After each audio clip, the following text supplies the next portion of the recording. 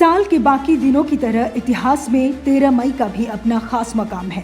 देश के लोकतांत्रिक इतिहास में यह दिन एक मील का पत्थर है।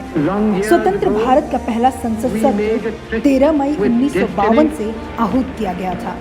3 अप्रैल 1952 को पहली बार उच्च सदन यानी राज्यसभा का गठन किया गया और इसका पहला सत्र 13 मई 1952 को आयोजित किया गया। इसी तरह 17 अप्रैल 1952 को पहली लोकसभा का गठन किया गया, जिसका पहला सत्र 13 मई 1952 को आहूत किया गया।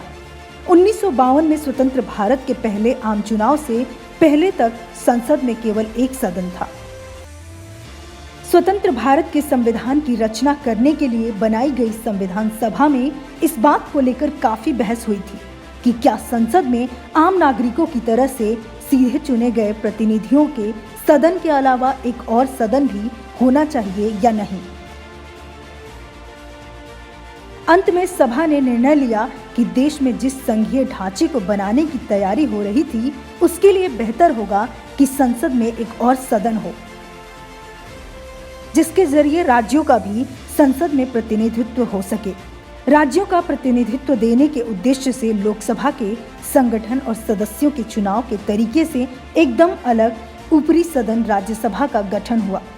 तय हुआ कि यह संख्या में लोकसभा से छोटा होगा और इसके सदस्यों का चुनाव सीधे आम मतदाता नहीं बल्कि राज्यों और केंद्र शासित प्रदेशों की विधानसभा के सदस्य करेंगे।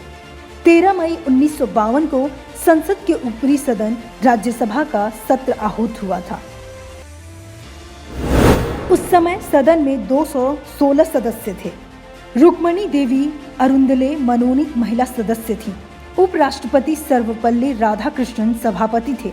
राज्यसभा का काउंसिल ऑफ स्टेट्स नाम दिया गया था, जिसकी जिम्मेदारी देश को एक सूत्र में पिरोना था।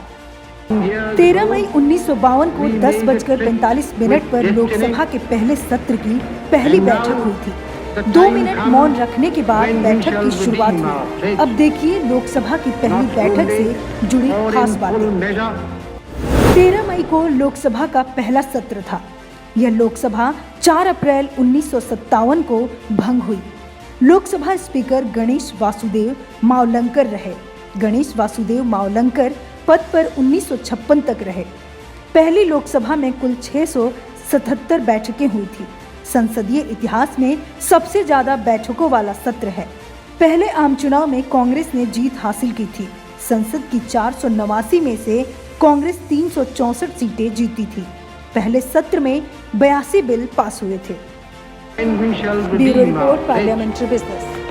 Not only or in full measure, but very substantially.